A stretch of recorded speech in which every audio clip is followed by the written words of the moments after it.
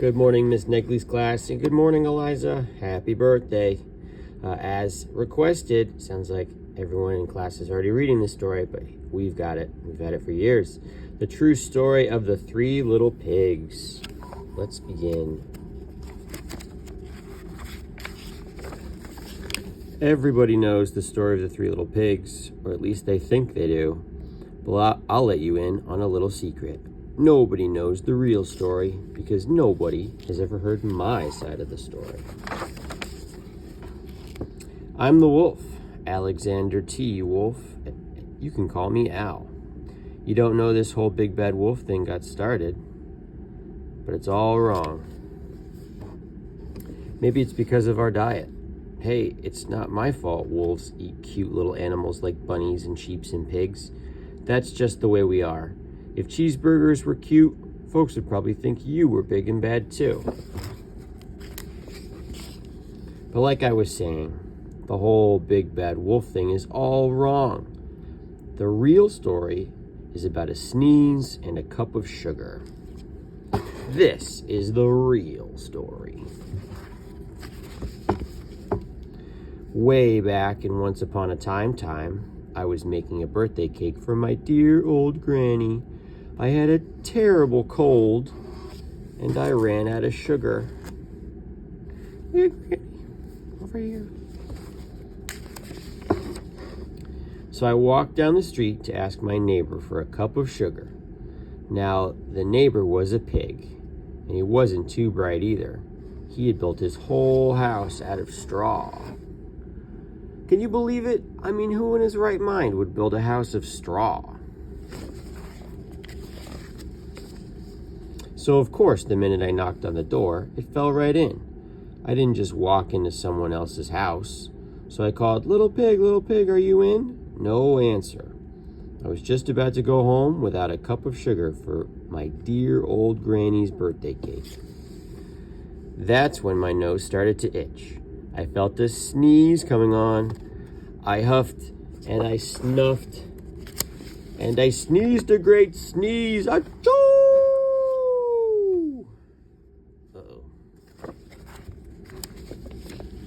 And you know what? That whole darn straw house fell down.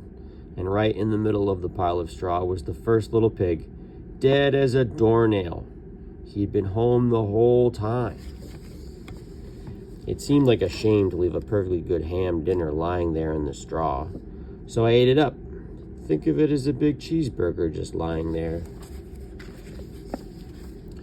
I was feeling a little better, but I still didn't have my cup of sugar. So I went to the next neighbor's house. This neighbor was the first little pig's brother. He was a little smarter, but not much. He had built his house of sticks. I rang the bell on the stick house. Nobody answered. I called, Mr. Pig, are you in? He yelled back, go away, wolf, you can't come in. I'm shaving the hairs on my chinny chin. I had just grabbed the doorknob when I felt another sneeze coming on.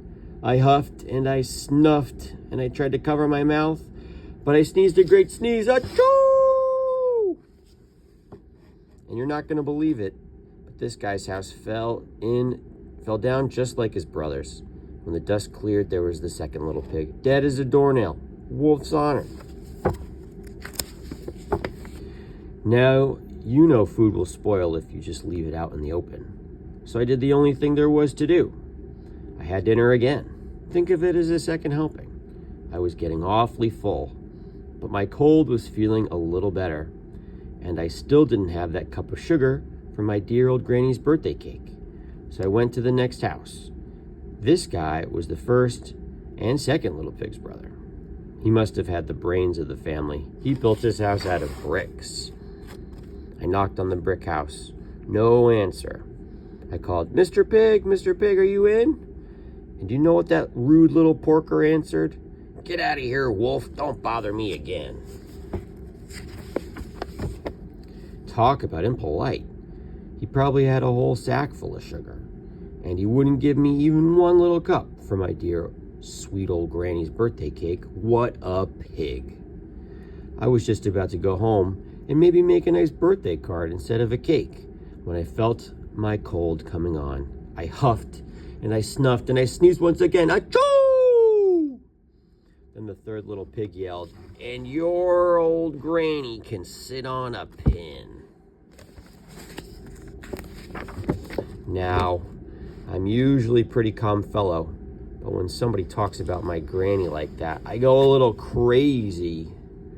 When the cops drove up, of course I was trying to break this pig's door, and the whole time I was huffing and puffing and sneezing and making a real scene. The rest, as they say, is history. The news reporters found out about the 2 pigs I had for dinner. They figured a sick guy going to borrow a cup of sugar didn't sound very exciting, so they jazzed up the story with all that huff and puff and blow your house down, and they made me the big bad wolf. That's it, the real story. I was framed. But maybe you can loan me a cup of sugar. The end. That was the true story of the 3 little pigs. Eliza, have a wonderful day. Happy birthday. And have a great day, everybody. See you later.